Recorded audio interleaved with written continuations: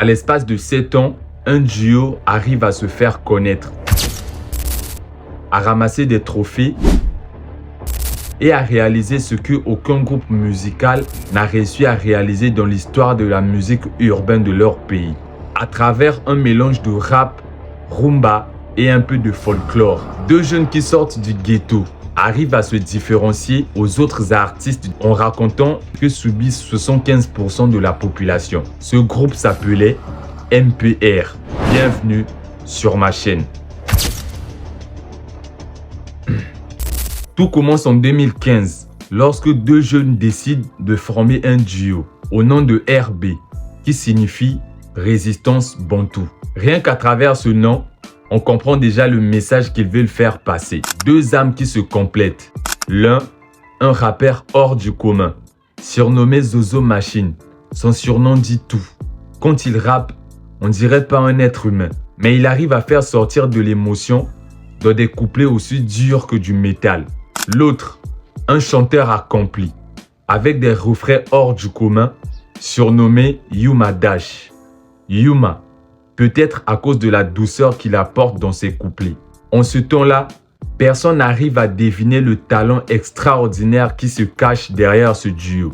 Sauf un homme, Mani, un homme qui voit à travers les rêves. Alors, il va devenir leur producteur, en même temps leur manager.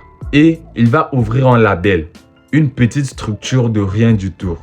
Une structure auquel, dans quelques années, va devenir l'une des plus grosses structures de la musique de leur pays. Ils enlèvent RB pour MPR, qui signifie Musique populaire et révolutionnaire. Un nom qui s'accorde avec l'avenir qui les attend. En 2019, il sort un titre, Namesana. Le son fait un petit succès, mais c'est tout. Quelques mois plus tard, ils font sortir un nouveau son, L'Obélaé français. Le succès est immédiat. Ils abordent un sujet capital mais que personne n'avait pensé à en parler. Ça traverse les frontières.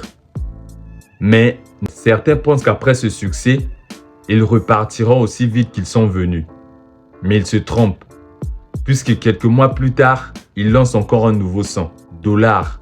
Encore un autre thème social qui dérange toute une génération. Le succès est grandiose. Il se confirme en tant que star montante. 3 hits en une année, 0 grande collaboration. Ce n'est plus le hasard. Début 2020, ils sortent un nouveau son, Tika Bisoto Vanda.